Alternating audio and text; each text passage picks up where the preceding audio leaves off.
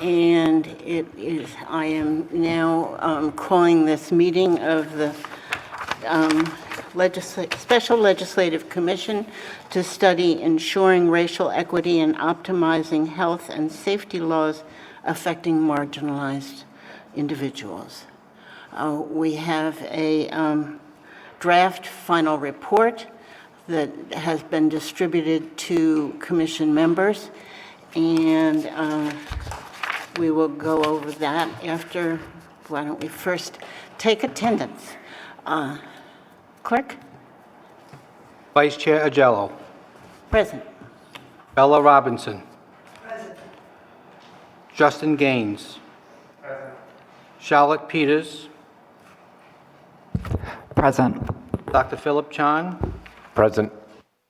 Allison Fonseca. Present. Henry Binks. Present.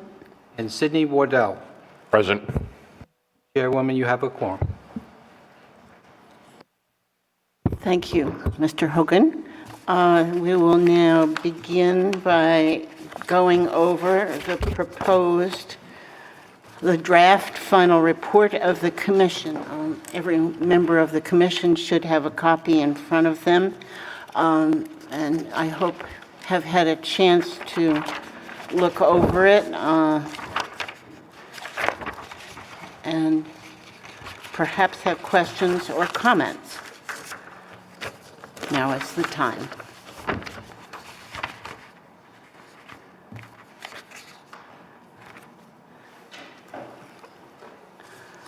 I'll sort of summarize the table of contents is page 2 of the report. Commission members are listed. We are missing today Elena Shaved from the Brandeis University Center for Slavery and Justice. Elena just today sent the commission a report outlining some of the difficulties, particularly involving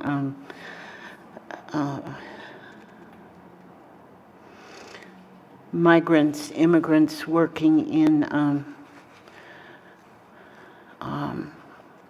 body works places and spas, and urging us to do something about that. It is late in the committee's period, and Elena is out of the country right now, so that is interesting reading, I think, for members of the commission, and it will be put in the document section of the commission's work on the General Assembly's website for the public to read also. But otherwise, I think everyone is here, other than Elena. The fourth page of the report is a letter from myself as Vice Chair to the Speaker of the House describing our meetings, the individuals who've worked with us, and the work we've done, and thanking the members of the Commission for their willingness to take part in this worthy initiative, and expressing appreciation to the investment of talent and time that was very graciously provided. And then on page 5, the commission findings begin.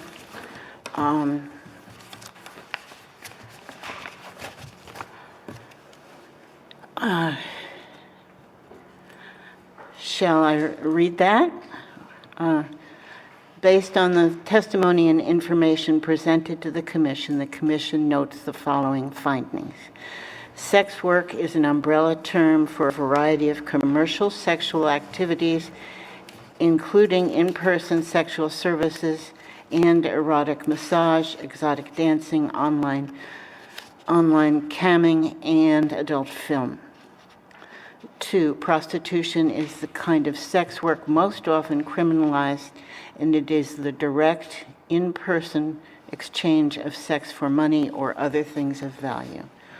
All states except Nevada criminalize prostitution, but each jurisdiction has a different exact definition of what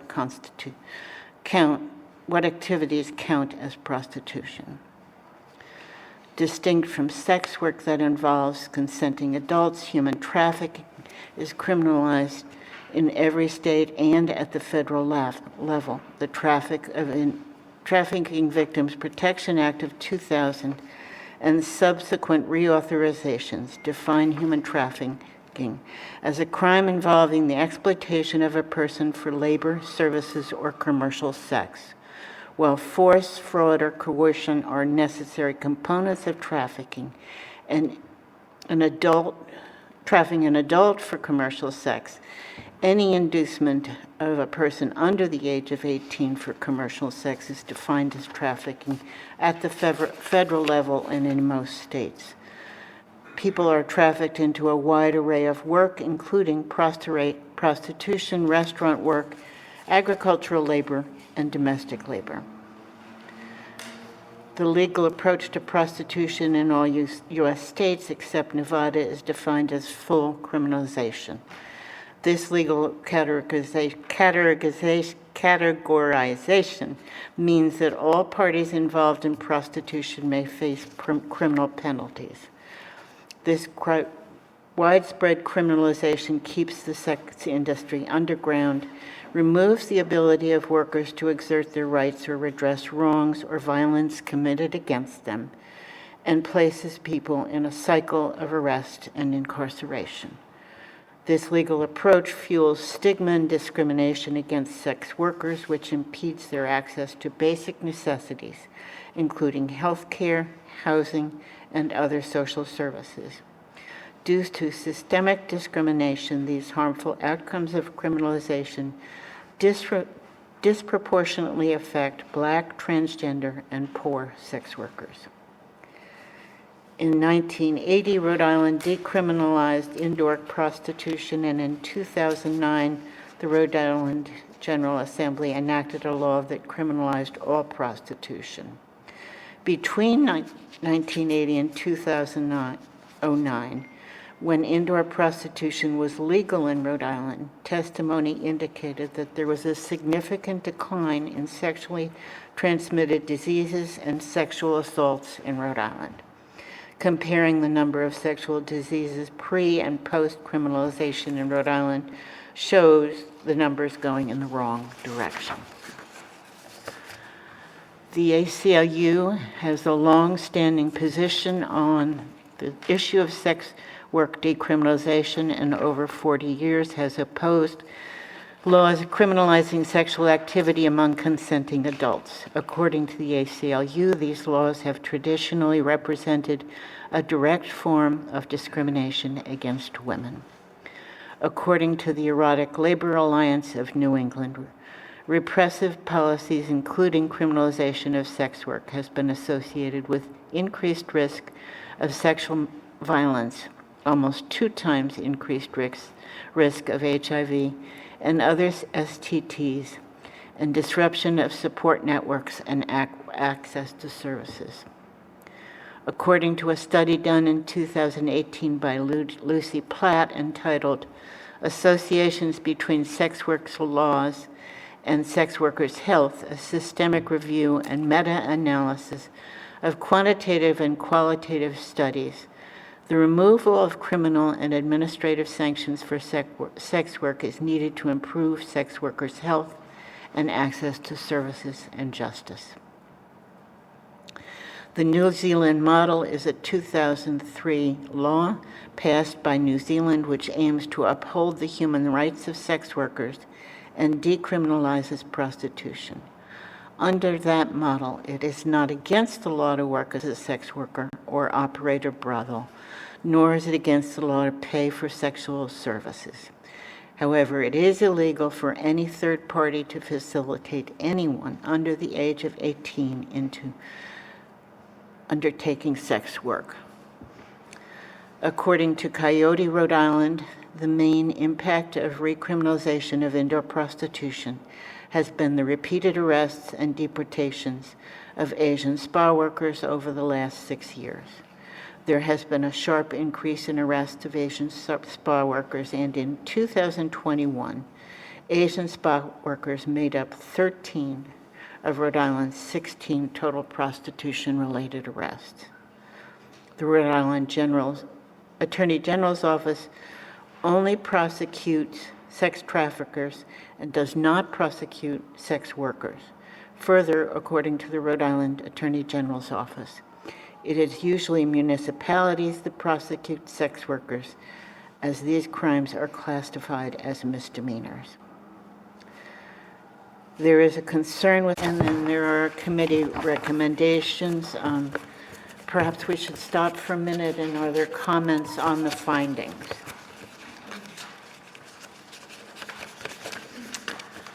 Bella.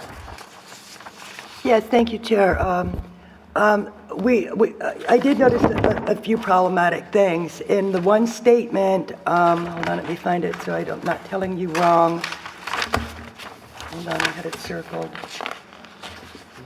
Yeah, the Attorney General's Office is saying they only prosecute sex traffickers and does not prosecute sex workers. Yet we know in many of the cases, they were arresting sex workers and charging with pandering and promoting, which are major felonies. So they're not arresting you for prostitution, but that's an inaccurate statement.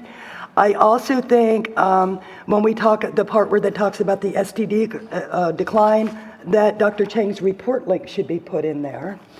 I also think that when we talk about the massage without the immunity bill, that it's important to understand when you do not list what crimes someone can report, that means anyone can come to me and say, have unprotected services, I'm going to call the police and tell them you're a prostitute, and I will get immunity. It would be worse than criminalization. We understand that spa workers, licensed massage therapists do not like being aligned with sex workers. It is not our fault that law enforcement has used this tool. Of the 59 massage without a license filed since 2000 that we reviewed, all but 5 had Asian names. Sex workers did not ask to be targeted by law. Law enforcement chose to use this law exclusively against sex workers. And when I think about if an unlicensed spa worker cannot report an assault, it's likely that predator is going to end up assaulting a licensed massage therapist. It undermines public health and safety. The letter of the Massage Association claims that spas were the second biggest place trafficking is found, and we've never found a sex trafficking victim in a Rhode Island spa. That statement is untrue. We think that the links that are on the committee document, the Speaker of the House is going to click those links and read a report from day one that claims everyone's 13 and pimps are making $46,000, and this is really stigmatizing. This is how we got how we are here today, with the media, Congress funding organizations to lie that everyone's 13, that everyone's a victim, and the public believes this. We were kind of concerned also too that there was no mention of the police admitting 55 times to engaging in sexual contact during Vice stings. While we totally support the sexual assault bill that we drafted and had been fighting for 5 years, we also made sure that it included parole officers and anyone that has the threat to put you in jail. We don't believe legislatures still understand the issues. We believe there needs to be more engagement. And that's all I have to say. Thank you. Are there other comments? Yes. Sorry, Representative Ajello, I'm not gonna look at you because of the way my mic is positioned, so sorry about that. That's all right. I was wondering if we could get a little bit more clarification on in the findings section, specifically on bullet point 11, that states the Rhode Island Attorney General's Office only prosecutes sex traffickers and does not prosecute sex workers. Further, according to the Rhode Island Attorney General's Office, it is usually municipalities that prosecute sex workers, as these crimes are classified as misdemeanors.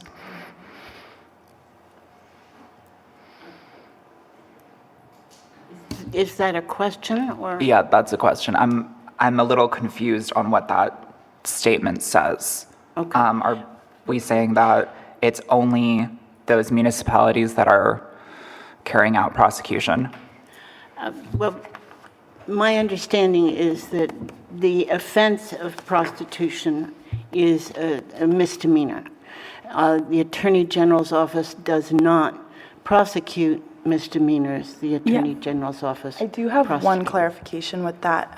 There are instances where the Rhode Island State Police may bring cases to us. In those instances, we would look at the cases, but generally, that may be the case. I don't have a position as to whether or not we would, but there are instances where the state police bring those cases to us. Okay, thank you. And just now that we're on the subject, and to kind of piggyback off what Bella was kind of bringing up regarding trafficking, which I know that we've made some mention of trafficking in here, but I am worried about the very real possibility that we are leaving a huge door open for trafficking, and the argument that consensual sex work in these situations would be trafficking in order to get around the loopholes that we're inadvertently suggesting down the line. I feel that we haven't really taken enough time to actually approach those loopholes where they seem to be evolving. And it feels like we've sort of created an existing precedent that is already going to be further taken advantage of. I appreciate that we've also made mention in here to remove the ability for ICE to be a collaborator in prosecution, but I still feel that we're going to be setting any future legislation up for failure otherwise. That's it. Henry. Thank you, Rep. Ajello. I would like to firstly just kind of echo the sentiment that time, an extension of sorts, more time for the commission, not just to process the presentations over the past number of months. We did have a long recess and then sort of reconvened without much of a review, right? And we could take independent time and look over those documents, but I think if the desired outcome of this study commission is to collaboratively move forward with all of our resources and know-hows to make nice, good policy that affects real change. I think having more space for that discourse is going to be necessary. I think that long recess was a bit derailing. I would like to also echo just a sentiment that we've heard throughout the presentations that we've heard regarding, the criminalization itself of sex work. I just want to remind us all that criminalizing any element of sex work at any level, whether it be a ticketed offense or a misdemeanor, these are still markers on people's records potentially, and the sphere of stigma that carries that is as effectual and destructive as a policy that criminalizes people. That's all. Thank you. Other comments? Yes, welcome. Hi, thank you so much, Representative Ajello, for recognizing Amnesty International Local 1016. I echo the concerns of the fellow commission members out here in terms of having a real good think about long-term legal loopholes that might be opened in the draft as it currently stands, kind of a need for more discourse. And I also heard Bella from Coyote really pointing at the fact that, even though we do have a ton of really great data, we still don't have all of it kind of connected end to end, specifically arrest records for the last 23 years kind of sorting between how our laws are interacting with, everyday consensual full-service sex workers versus trafficking. I'm not sure if we received any of the arrest records from AG's office on trafficking busts, or if Mr. Wardell was able to bring us information on when trafficking was kind of busted up with the existing laws that we have. And I'm not sure if we're really able right now to say that the laws that we have are or are not hurting consensual full-service sex workers. Again, stigma, it's a huge piece of what this commission is doing. I believe that we're really focused on the safety of everybody, and the way that this industry, this part of what is right now an informal piece of our economy, interacts with various other structures and systems, including law enforcement and the criminal justice system. I think it's worth spending the time now, and as has been pointed out, we did have quite a lack of time. It's Local 1016's our priority is to get this right. So whatever amount of time it takes, we should be able to take that time. So that's all I really had to call here. Just surface a few things and echo my colleagues. Thank you so much.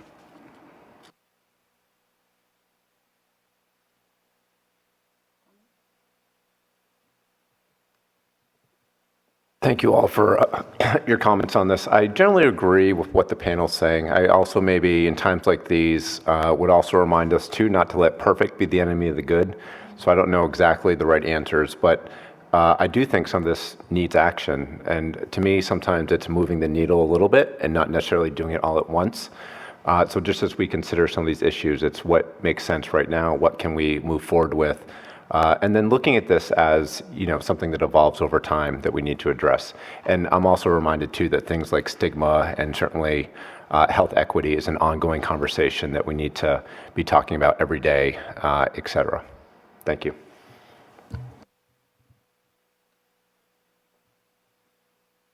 Yes, Bella? I was kind of amazed that the word poverty is not in this report. All of this is connected to poverty. But I also think that this report doesn't say, how can we address trafficking? What can we do about it? And when you think of harm reduction never removes all harm. It reduces harm. We can't get rid of all harm. But our recommendations was that Rhode Island should work to understand and address problems of youth and running away from state group homes and foster homes to engage in sex work. While we do see several cases in Rhode Island were related to a violent pimp who was employed by a group home supervisor. And there are several new ways and cost-effective strategies to address this, which would include rapid rehousing, host homes for LGBT youth, specifically youth homes. I'm very concerned that this is creating the foster care to prison pipeline because in our report, if those that read it, 3 18-year-old girls in foster care were charged with felony sex trafficking of a minor, which means they are lifetime sex offenders. How does that help them? For reporting and telling where the 15-year-old was. This is not okay. And I would like to see LGBT halfway houses. There's a problem from housing 15-year-olds with 20-year-olds and treating 20-year-olds like they're 12. And I think when you're 18 to 24, you should be in a separate home with less supervision, case manager, guidelines. Of course, you have rules. But I think that's a very big problematic. And while everyone's always talking about all the wraparound services, anyone that is a trafficking victim that calls any trafficking org, they're not going to give you groceries, they're not going to pay your rent, there is no housing. We know homeless people are freezing to death. You really don't believe, I'm not saying people are bad people and no one cares about youth or trafficking victims, but for some reason it feels like we care about that more. And I'll leave it with that. Thank you. Thank you, Bella. And I have to comment. A a good deal of what you said is describing problems that are much larger than the purview of this commission. The issue of homelessness, the issue of foster children in housing. These are issues that I would be happy to talk about on another day in another commission, because I think we do have problems there. But these particularly, and other of the items mentioned, are really beyond the purview of this commission, as I believe really trafficking is, because, in part, because it is not only people being trafficked for sex work, it is also people working in restaurants and on farms and lots of places. It's a significant problem, and it will probably get worse because of the shortage of workers in the restaurant industry and other industries. So trafficking is a concern, but I think it's beyond the purview of this commission, other than our possible recommendations regarding individual sex workers reporting a crime that they've witnessed or know of, and having some immunity, something like the Good Samaritan law that we have regarding reporting someone having a drug overdose. So those are my comments on your comments. Are there further comments from the commission? Henry.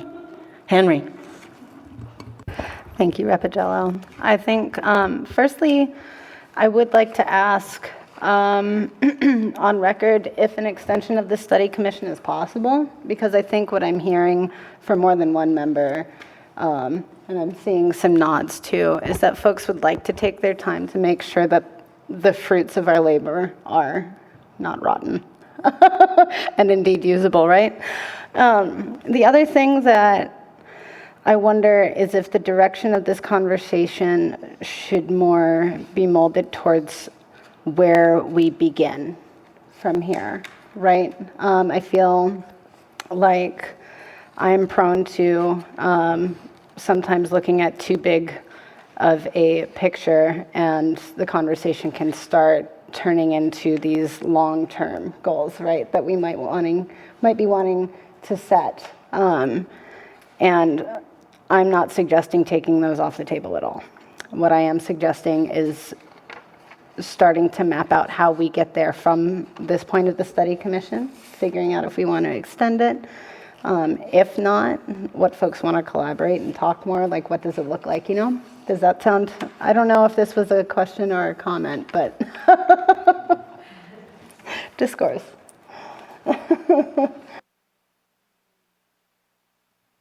As the chair, or acting chair, vice chair, I am hearing from many of you eagerness to continue the investigation and discussion.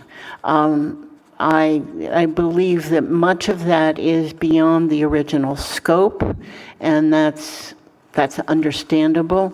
But I in my mind, at least, that would mean writing a new piece of legislation describing a new commission, not extending the life of this commission. There might be other people, other representatives of other organizations that should be included, and there are a lot of things to think about in defining the scope, because we've talked today of concerning issues regarding children in foster care and in group homes, and of the issue of trafficking. And, those are pretty disparate issues, and they're not just problems regarding sex work.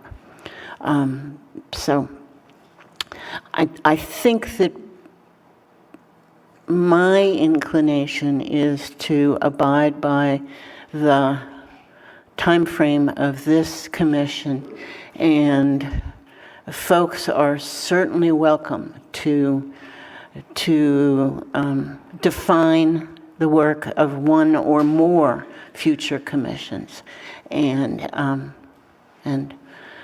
move towards having them sponsored and started in the House or the Senate. Justice. Hi, thank you, Chair. So I was wondering if, in the same line of conversation, could we make it an official recommendation to, for the legislature to consider another commission to continue and expand the study of this work?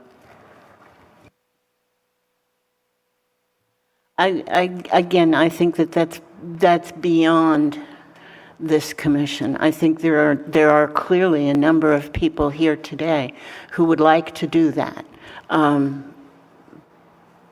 But I think that there are other people that should be included, or other organizations that should be represented. Perhaps, since we're talking about human trafficking, and that's a federal crime as well as a state crime, someone from the federal government, a prosecutor or someone, should be included. If we're talking about the issue of young people in group homes and under DCYF care, someone representing, perhaps an individual who has been in DCYF care and someone from DCYF who works with that should be included, just so we have that information, so the commission has that information. I think that there is significant work to do towards writing up a new commission. And as a member of the House of Representatives, I am not totally opposed to being the sponsor of that, or co-sponsoring it with someone else. It is a topic that interests me, but I do think that we need to be relatively circumspect in what we bite off for ourselves and what we attend to do. And I think that we have, anyhow, yeah. So I think it's a good idea. These are problems that clearly need looking into. But I'm not sure that this group, as currently constituted, is the best group to do that. Justice, did you want to say something? Oh, yes, and thank you. And I understand your points, and I appreciate that perspective.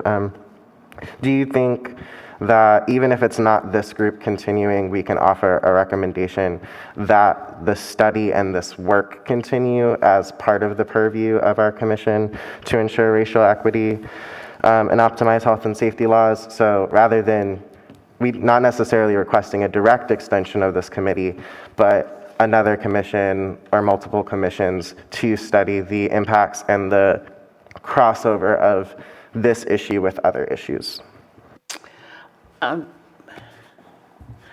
I think that in the recommendations section, there are a number of suggestions of things that we, the people, the larger group, not this commission, needs to be looking at, that the General Assembly needs to be looking at, the people of Rhode Island need to be looking at. So I think that is there, and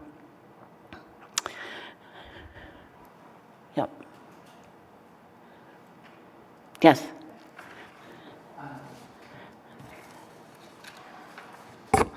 Thank you, Representative Ajello, and thank you, Justice. So I just wanted to say that I think what it is that Justice, and I'm not trying to put words in anyone's mouth, is that I believe that among the recommendations that should be present here should be the need for a further look into another commission study. And understanding that this commission study definitely took a few years to get off the ground, with a lot of effort by other representatives such as Bella Ramsey, Bella from Coyote, Rhode Island. I think that part of all of this should be an understanding that as we've gone through this, and as I'm looking through a lot of these recommendations further, as I said, I feel like the interest to move the needle may overshadow setting up further issues down the line. And though there definitely may be a need for further people involved in this, I think that it should be our first priority to either look for a creation of a new commission study that has a more narrow scope in what we're looking at, and specifically understanding that we have raised a lot of issues that unfortunately aren't being parsed in this, such as the issue between trafficking and consensual sex work, and how we are specifically creating the definers as we go on. So I understand the idea that it may be slightly difficult to create a new commission study or a furtherance of this commission study, but I do think that we are creating more issues by sidestepping that in any way. Thank you, Ms. Peters. I'm just going to jump in and echo the notion that this time we did things to get this panel, this commission here. You all understand how many times the drafting legislation was brought to the floor and how many times it was voted down. Now, we got here, and we're all really, really lucky to have wonderful people that we can represent here and listen to. And we've got a really great report. This one is really good, and we're going to need another one. And we're going to need another panel. It just makes sense to a lot of us when we talk to the people that we represent. And, you know, we all have day jobs, and we know you do too. And thank you again for co-chairing and picking up the ball when it was about to be fumbled. And the person who isn't here today that really spearheaded getting us all in the room, I think we all owe it to that person and all the other people that we have to listen to in our organizations to at least have part of our fruit bear the imprimatur that, you know, we got here and we need to stay here. We need to keep the door to the table open, and we need to make sure that that's a big recommendation. Now, there's got to be a way to do that without putting your hand up to co-sponsor it right away, right? Isn't there a way to put our commission's stamp on that kind of recommendation to just say, let's keep coming back? Because we're going to have to get this better each time. Does that sound all right to you? I think I understand what you're saying, and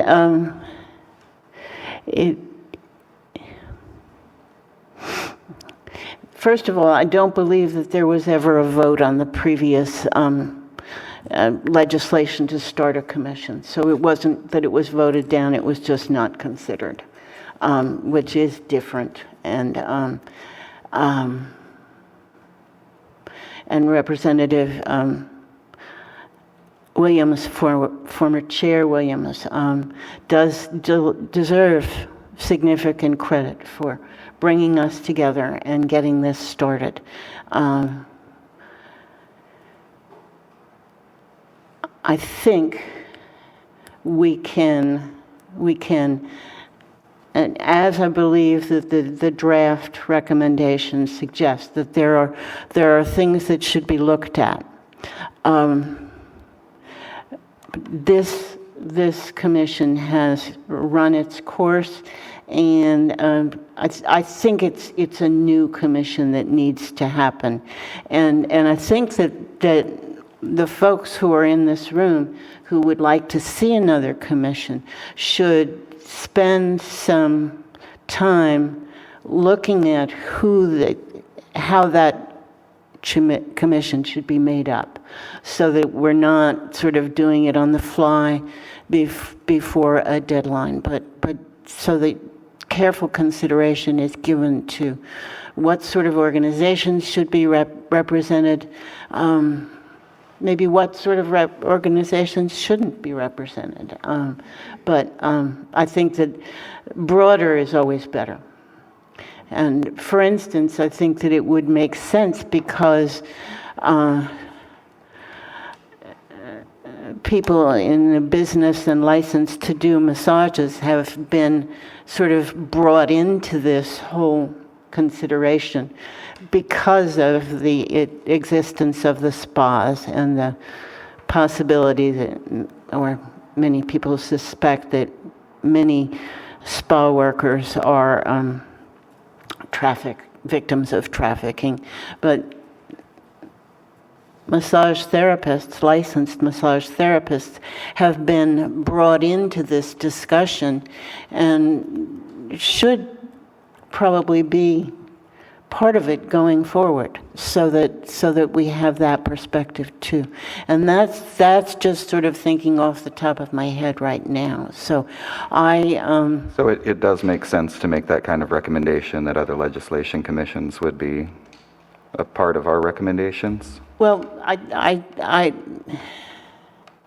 we can have as a part of our recommendation that there be another commission That kind to of look into this, and with of some promotion would help. suggestions of who should be part of that. would help us could be find the part. representative that can sponsor that kind of legislation, if we had that in the report. Stella. Yes, I agree. I love the idea of studying it more, and I get why we can't just change the law and do that. I totally get it. There are a couple things. If we're going to, I've been in a lot of study groups over the years. I've never seen one where the information presented was controlled, that no one read anything in between sessions to come back and have more discussions, that it was only an hour or two for so many meetings. I also think it's a little unfair to say, well, poverty, housing, and youth things are separate, but we should include massage work. This is about sex work. This is not about... Whoa, I was only using massage therapist as one example. I think I mentioned earlier the issue about DCYF and the housing issue there as another example. And last thing is, I think in any policy discussion that sex workers and sex trafficking victims should be at this policy, and Coyote is the only organization in Rhode Island made up of both sex workers and sex trafficking victims. I think it's, those are the voices of the people affected. I don't know how many people on the committee actually read the reports. And I think when we get to a point that we know that any statement is untrue, that right then it's knocked in the bud, it's not put up for public consumption, that creates stigma, that creates more bad laws, and putting information up for the public that is not factual is how we got where we are today. Thank you. Justice. Thank you.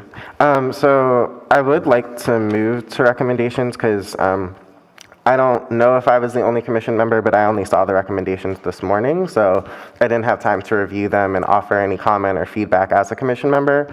But I would like to see where it is possible where members of the commission have potential edits for the recommendations, as this is a draft final report, and further recommendations, such as the recommendation that's come up from several commission members to recommend a further study or a further study commission or some way to continue this work. Also, last meeting, I mischaracterized a comment by Sydney Wardell when he was elevating how police could include more directly impacted folks. And I think if there's a way we can make a recommendation to also elevate directly impacted folks within this work in the legislature going forward, that would also be a recommendation I support.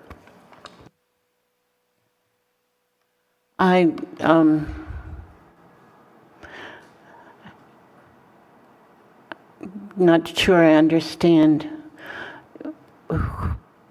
whom you would elevate that is not represented by Bella and Henry, for instance. Thank you. So being involved in some process of drafting legislation and being involved in process in different levels of government, so maybe often local levels, but I would love to see there be a way we can have more meetings with public comment that we knew of before, more than a week in advance, right? So that we can mobilize sex workers, victims of all various, different backgrounds and identities to come in and speak to help provide public comment on these recommendations prior to us approving them. So having this out a month or two in advance so that we can see public comment, we can have folks come in and testify to the recommendations, things like that. Understood. Okay.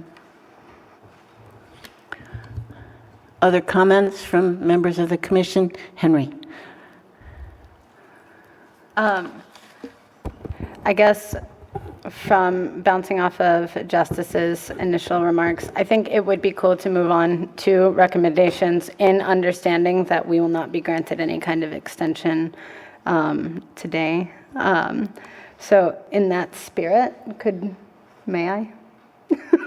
Wonderful. Thank you. So I sent a report around, hopefully to all of you, and if I didn't, and I missed you, I really apologize. I can email it to you directly.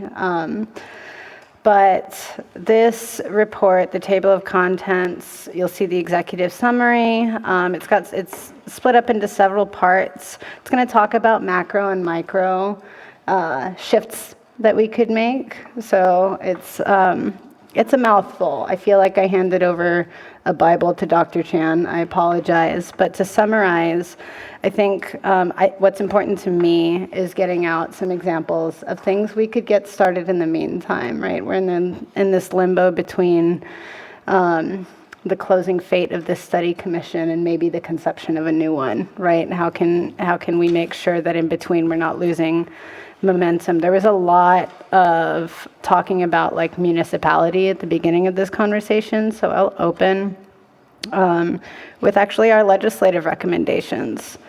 I think that one thing that I've taken away from the study commission that a lot of members might have, and I'm not sure where you are, Ajello, but I think it's reflected in the draft report that there needs to be a revisit on what society's understanding of consensual sex work is and the difference therein between that and coerced and exploited relationships and labor, right? We need to make sure that our understandings of these things are accurate to facts and not moral panic, which is hard to do these days, but good for everyone, I promise.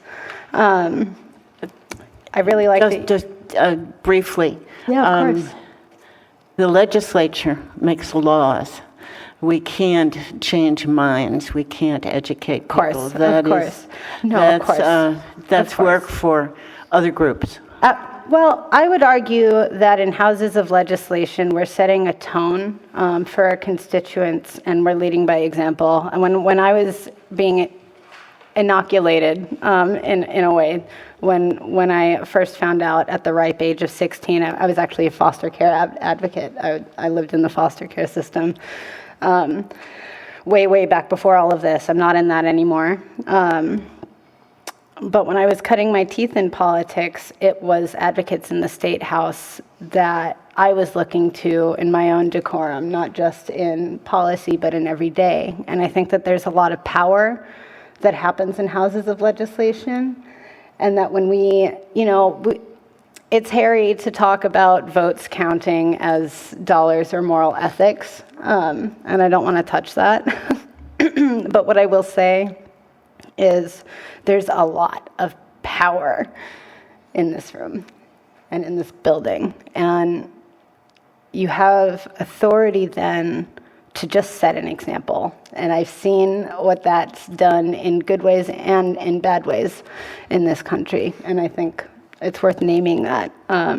So working towards legislation that benefits consensual sex workers and survivors of trafficking alike, that's a long journey, I understand. Repealing the walking while trans bans.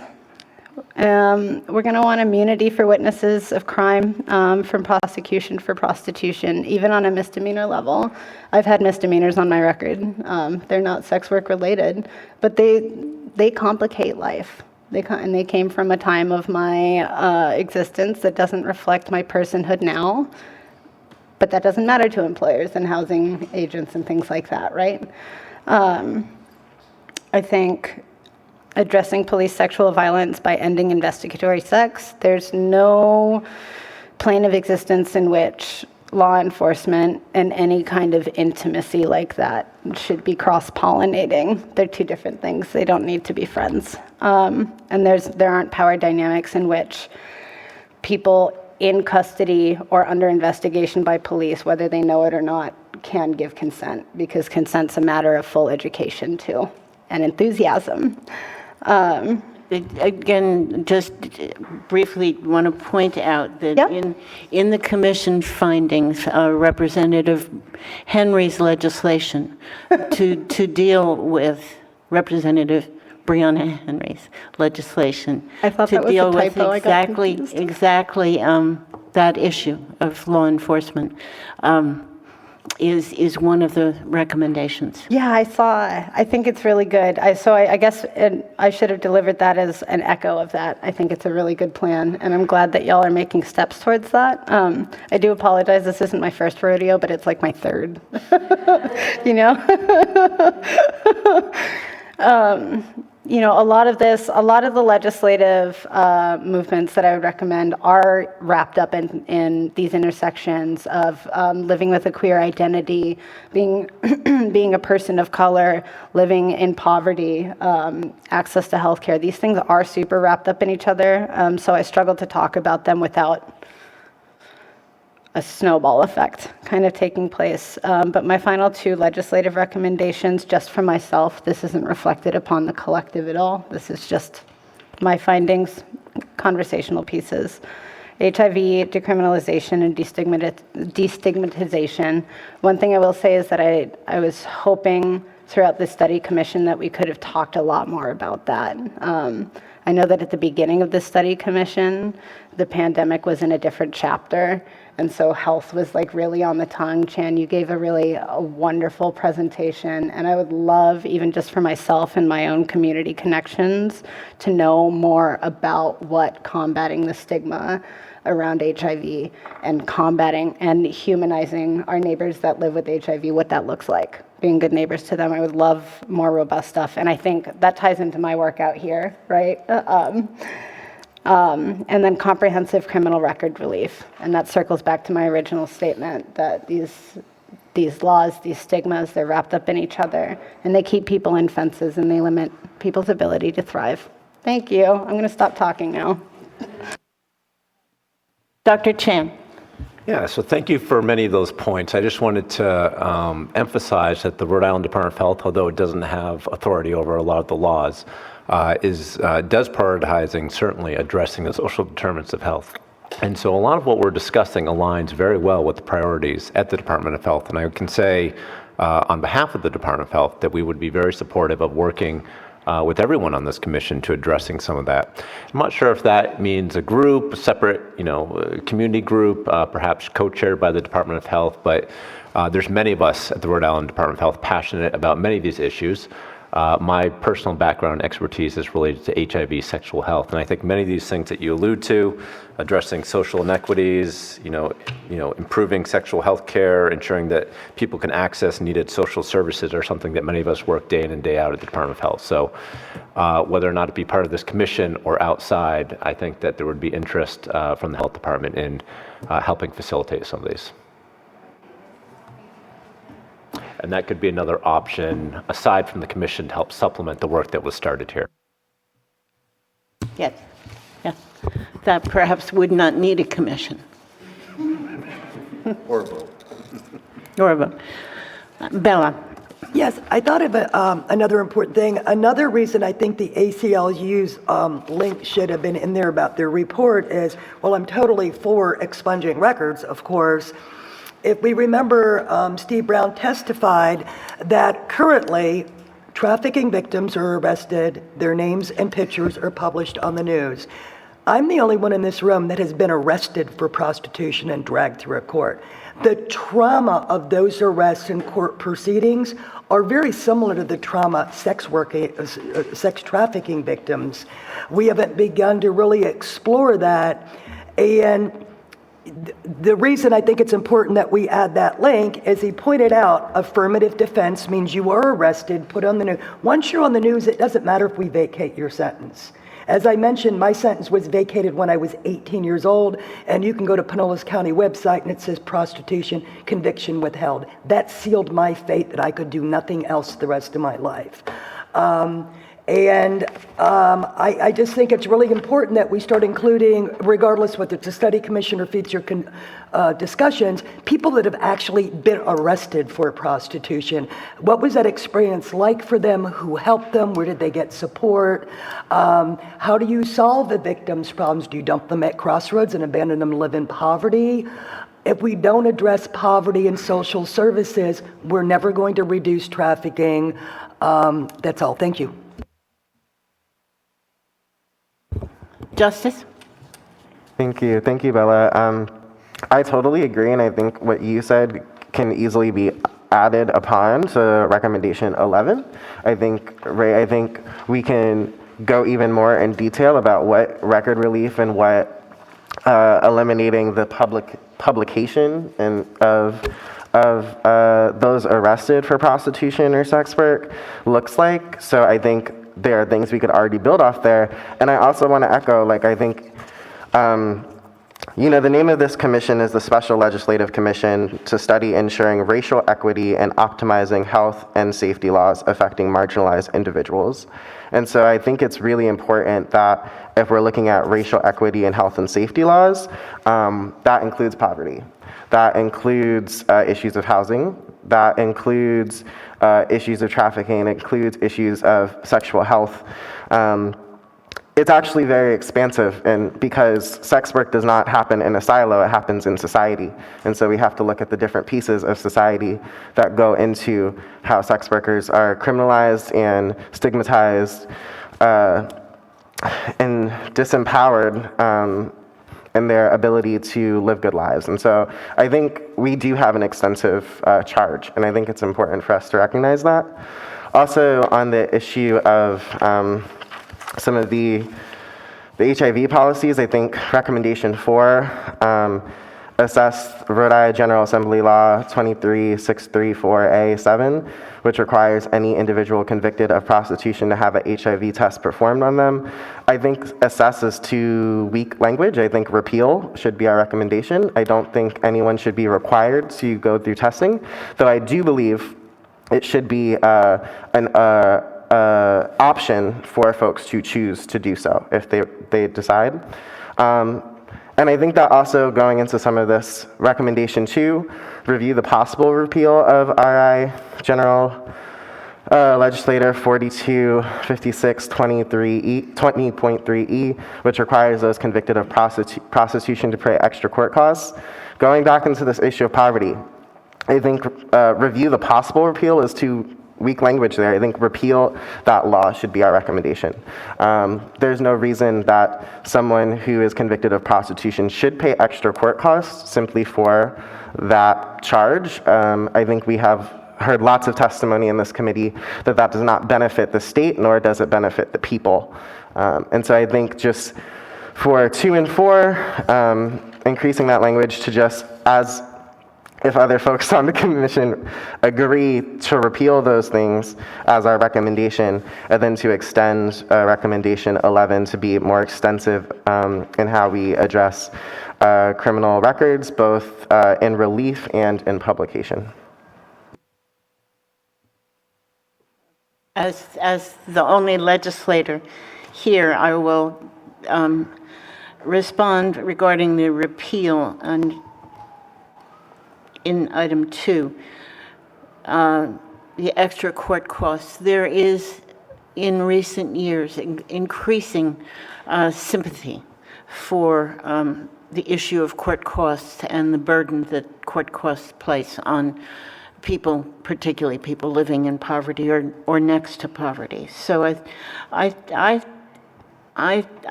think that I might be able to accept that as something that we have heard, and would make sense to recommend that the legislature look at repeal on item 2. If perhaps we can take a vote to make sure that everyone is in agreement.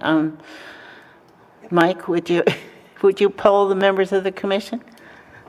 So we don't vote. These commissions don't vote. Okay. You can reach a consensus, but you don't vote. Okay. Is there a consensus among the members of the commission that item 2 in the recommendations be rewritten to recommend repeal of Rhode Island General Law 42-56-20.3E, which requires those convicted of prostitution to pay extra court costs? I agree. I see heads nodding. So it appears that we should rewrite that. On the issue of number 4, we have a doctor here. Dr. Chan, would you comment on number 4? Yeah, and first off, I'll preference this by saying I am an HIV physician and have worked my entire career trying to destigmatize HIV. And I would support repealing this law. Of course, I think people should be offered HIV testing and linked to care in general, but I don't think that we should be requiring people for an HIV test. I think it's counterproductive in the long run.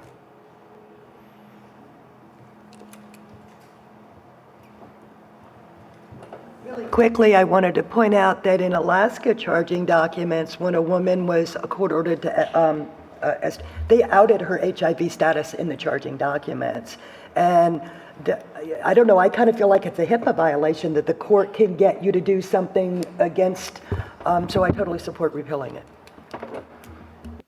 It does sound like a HIPAA violation, and a pretty extreme HIPAA violation. So are heads nodding in agreement that item 4 be rewritten? Yes. With the one nuance that I think, which would address a number of the comments today within this recommendation, is to make sure that these people are offered linkage to care, offered sexual health and healthcare in general, which includes, of course, HIV, STI testing. But it really is shared decision-making, and it's sort of an individual level assessment with a physician, medical provider. So it might be more of a rewrite? Sorry. Well, how does it work right now? Is an individual who is arrested and charged with prostitution, are they given the ST? Who administers the HIV test? ACI. The ACI does. Okay. So, and do they do testing for other STDs? So my understanding is what happens is that on commitment to the ACI, folks are tested for a number of things regarding HIV, Hep C. I think, for me personally, before we think about repealing that, I would need to investigate and think about it a little bit more, because that has more wide-ranging effects than just what we're talking about today. What I think happens, and Bella, correct me if I'm wrong, is on engagement with the correctional system, that's the correctional system that's testing these folks. I think the best solution would be to offer them testing and linkage to healthcare, but I think a requirement, again, is probably counterproductive in terms of what we're trying to do here. My Experiences in New Jersey in the county jail is because I was court-ordered, I had to have a HIV and an STD blood panel, which doesn't cover all STDs. But I think it's also important for us to think about the fact that clients that are arrested are never court-ordered to HIV testing. And again, this is really a biased attack on women because that's who these laws 95% of the time affect. And whether they're doing the testing in the ACI, whether you're court-ordered or you request it, I think those HIPAA violations need to remain intact, and it's not a DOC's business or the court's business about my sexual health. I think that's between me and my doctor. Thank you. Other comments on item 4?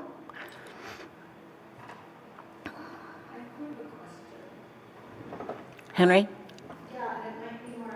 Actually, Bella, it might be more for you and Dr. Chan, anyone actually.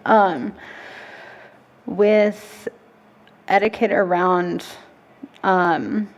these prostitution arrests and like the medical processing that happens, this isn't something that I've covered yet in my advocacy career. Is that something? Is the code of conduct around the general treatment of people taken in for prostitution or trafficking related, is that something that we should be talking about? You know, you living here, right? I think those are very important discussions, whether they're laws or policies. We can't force DOC to do anything we want. You know, we've created a continuing medical education module for healthcare providers because we have a right to go to the doctor, talk about our body, be honest about what we're doing, talk about our vaginas, and be treated with the exact same respect and dignity as every person else. We're actually in the process of creating one for mental health. I know many sex workers that once they outed being a sex worker were fired from their therapist. And that's a big problem. Many sex workers will not use their insurance for medical or mental health because they do not trust the government, and they don't, if they get arrested in the future, they don't want these things to come up. So those are very important discussions. Thank you for the question.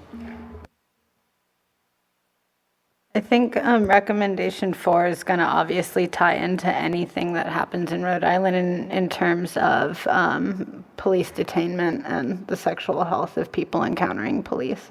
I just want to, we talked a lot about how there's a lot of data sharing, you know, so definitely, certainly this conversation around required testing is illuminating in terms of other arenas we wouldn't maybe think that sexual assault or exploitation or trauma would be taken place. But even when you're not being booked in for a sexually related offense, you know, you are, the processing is very invasive. It's incredibly invasive and vulnerable. So I think with everything that we've learned just in this last conversation, one thing that's become really apparent to me is that even from a health standpoint, we do need to be making sure that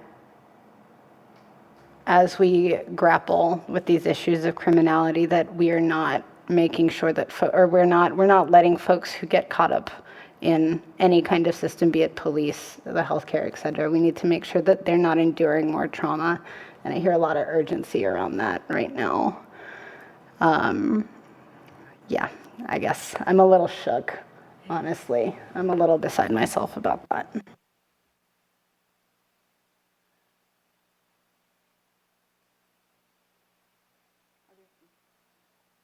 Justice. Thank you. Continuing on that note, I just want to highlight something Bella brought up earlier with recommendation 7, and I haven't recently looked at Representative Henry's bill, but if we can include in our recommendation to consider that legislation also applying to parole officers, probation officers, correctional officers, and others who have, It does include. Oh, it does that. Any individual formal custody. Okay, I just wanted to make sure it was included. Peace officer, which includes all of that. Thank you.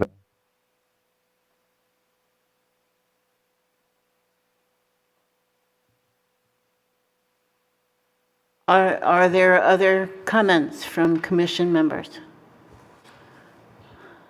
Sid, you've been very quiet today. Yeah. Would you like to? Find that to be my best trait. So there's a couple of things that I think that I have to be sure that in my position here in participating, that, you know, especially when it comes to recommendations that come out, I would first say that the Rhode Island Police Chiefs Association is always looking and willing to be a part of the discussion on so many of these topics, even when some of them are not directly related to law enforcement and their enforcement or investigative charges. So, but with that said, there are recommendations on here that, and in light of the, and I don't want to use as an excuse, but I will a little bit, is that these recommendations that we've been presented with are not something that I can give you and I know we're not taking a vote. I think I've been here enough that I don't pay attention to that. That, you know, I can't give a affirmative or a negative vote on any of these recommendations per se. However, and I know we were put here by statute, however, I think any of you that know me or seen me participate here, that we're doing this willingly and want to be a part of those discussions. And for instance, as Dr. Chan had said, that, you know, more often than not, these 12 recommendations, I think that's listed, are individual discussions that probably get more traction and certainly get a lot more in depth by dealing with most of them individually, even though they're, you know, definitely merged in discussion as they've come about here today. So with that, understand that my non-answering as far as whether I agree that a consensus on any of these recommendations should or shouldn't move forward, other than to say that law enforcement, and as long as I'm in my position, willingly looks to participate in having those discussions. There are a few things, though, that are already making their way through the legislature, such as specifically the in custody or officer, any type of contact. In fact, I think you can, and I just asked Allison, but I think there's someone who's just recently charged pertaining to that. So, and I know there's a bill in the Senate now working its way through that sort of, you know, gets a little more granular in who that's pointing to. But certainly any type of that type of activity, I would like to think that law enforcement would be out in front of, at least from the administrative side of the house, from the Rhode Island Police Chiefs Association.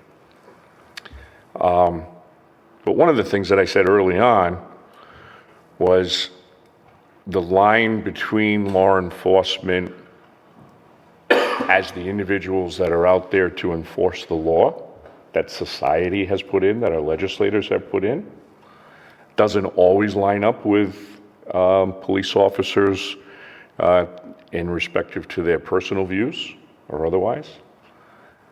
But that's one thing about law enforcement. You're not really out there to give your personal views. You're there to enforce the law.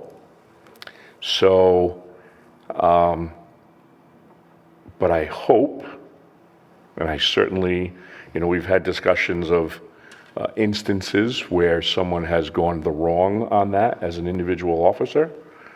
But I think you see law enforcement as a whole prosecuting them and looking to hold them accountable.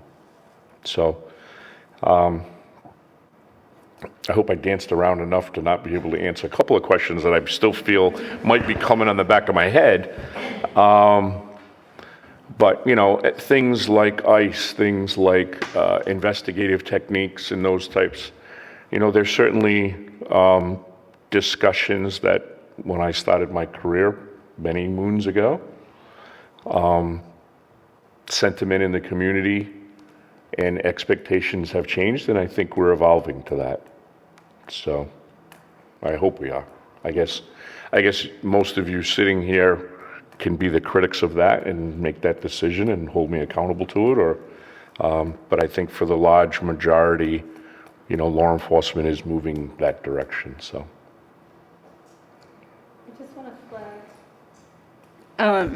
I think that these systemic recommendations are part of a bigger picture. I think it's important as we engage in these discourses. I struggle sometimes in legislative spaces if I'm an audience to a contending perspective, and maybe I feel as though my identity is being spoken over, or that it feels inaccurate to my ethos. Hey, I think as we depart from this study commission, one thing that I like to try to remind myself is when things make me uncomfortable, is how am I implicated here?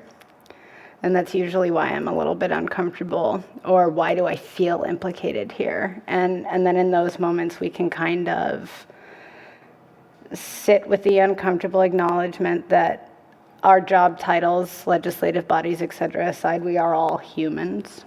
And we do commit errors and all these other things, you know. There's room for nuance.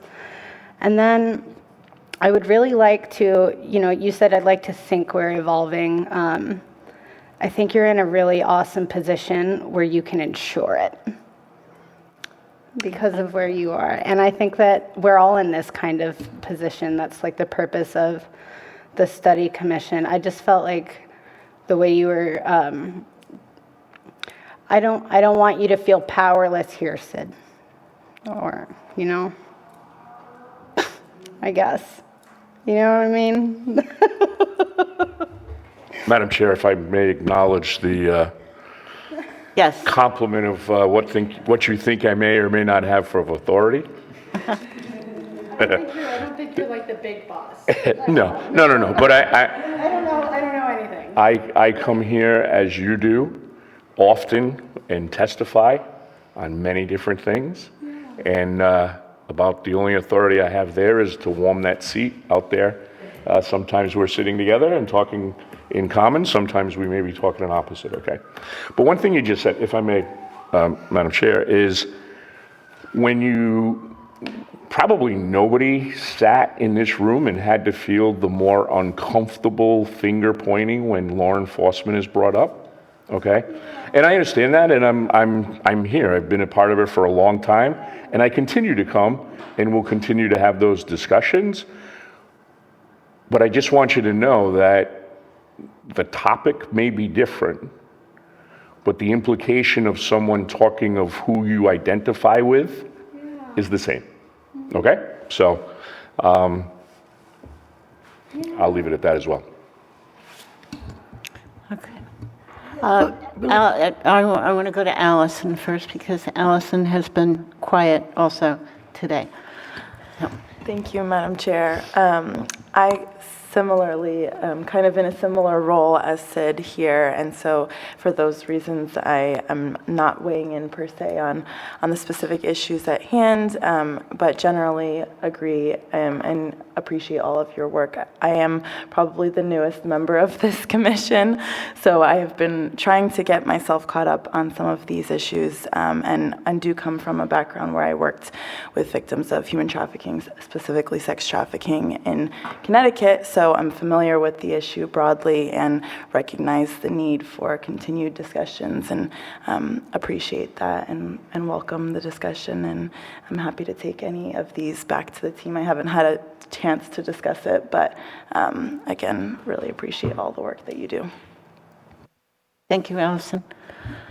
Bella? Yes, I just wanted to talk real quick and explain a little bit about what's been going on with the sexual assault bill for the last 4 years. So Coyote and the ACLU got with Senator Sam Bell 4 years ago when we first drafted the bill, and we only asked for it to be a 3-year felony. And for the first 2 years, no one opposed it, and we're in committees. The third year, someone says, why is it not 8 years? Why are they not a sex offender? And I said, we're kind of abolitionists. We don't like to lock people up. We just want them fired. They have to be convicted of a felony. We're a victim. We're not demanding 8 years, and we don't really want to. We know there would be probably some opposition if we demanded they be registered sex offenders. That's not what we're looking for. So what happened this year, in Rep. Henry's attempt to align that to the 8 years, she put first-degree sexual assault, had to withdraw it when she realized it meant 15 years to life and mandatory sex offender. So over the summer, we will be getting with Rep. Henry's and Senator Bell to make sure both the Senate and the House bill are on the same page, because we're going to pass that bill next year. But I wanted to tell people why it's been held up, and there's been absolutely no opposition to those bills, and they've been in committee for 4 years. But year 5 will be our win, maybe. Thank you. Other comments from members of the commission? Thank you. Thank you all for your work. I think Mike probably has good notes on the changes that we'd like made to the recommendations. And I look forward to hearing from all of you on your next steps. Mr. Wardell. Madam Chair, I do just want to have a correction for you on page 4, just a technical thing. In giving the title of the 13 individuals that represented, it said these, 1, 2, 3, 4th sentence down, these professionals included the president of the Rhode Island Police Chiefs Association. Just the correction there is I am the executive director. The legislation did note that the president would be here, but I am the designee. So I participated all the way through.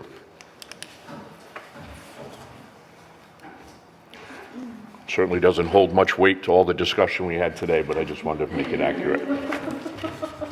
And Chair, may I ask one just point of order, I guess? Yes, Thank you. I'm just, will we get the chance to see the updated report prior to it going to the rest of the legislature?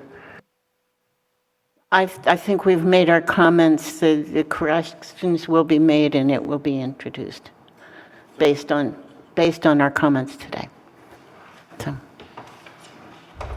I had the exact same question that Justice did. I'm sorry to jump in there. I didn't feel like it was answered sufficiently. Will we get a chance as the commission members to see the final before it is submitted to representatives on the 31st of May? Will we get an opportunity between here, the 22nd, and the 31st?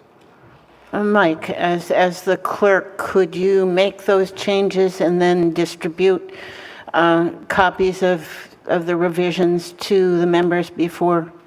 So we're Right, rewriting deadline. number 2, strengthen the language. That's what you told me, correct? Number 2, yeah. Changing your title. And number 4, 7 and 11, correct? no. 4. No, I don't think, 7 we were good on. There so- were no issues with 2 and 7 or 4. 11. I only have number 2. Well, I'm glad we had Number this conversation. So number 4. all we're doing is proposing the first couple of sentences at the top of commission recommendations. The commission proposes the following recommendations to the legislature, who makes the laws. So the language below that is just telling them to look at, you can't direct them, correct? No, You make the but laws. we, in number 2, 2, we could recommend that the General Assembly act to repeal that Rhode Island general law. And in number 4, we could recommend that the General Assembly repeal the requirement of HIV testing. Yes? And I know that several members have brought up 11. I believe it may have been specifically to the language being a little broad, but that was another one that we took some issue with. Does someone have language for me? We were specifically talking about some of the publication of these records, but I don't quite know if Bill. Thank you. We need to talk about affirmative defense, that right now, victims are arrested, and that... You need to give me specific language. Excuse me. I believe that when someone is arrested, that's public information. We can't say that someone's arrested, can be arrested, but the public can't know about that arrest. That would be extraordinarily frightening. Why are we arresting victims of trafficking? Well, we have suggested that the law be changed regarding victims and regarding the reporting. That's one of the suggestions, That's I believe, not really in the what it says here, though. But when someone is arrested, I, for one, would be very concerned if that arrest were not Public, right. public. Like- I want to know who the police are taking into custody. But number 11 is not saying don't arrest victims. It's saying, oh, after we arrest them, maybe then we'll give them some relief from a criminal record. Yeah, and then that's a matter of sealing records or expunging records. That's But a affirmative different defense, thing. why is a victim being arrested at all? That's one of the things that our legislation would attempt to do, but and that's a part of the discussion, certainly, but I don't think you and I are going to solve that issue today, or any of us in this room are going to solve that issue today. So, Mike, those two changes, and if you would get copies out to all the members of the commission before December 31st, so that we can... May 31st, I believe. May 31st, sorry. Mike, we love you, but don't take that long. No. And Mike, if possible, not May 30th. I can do this immediately. tomorrow. I can do this tomorrow, yeah.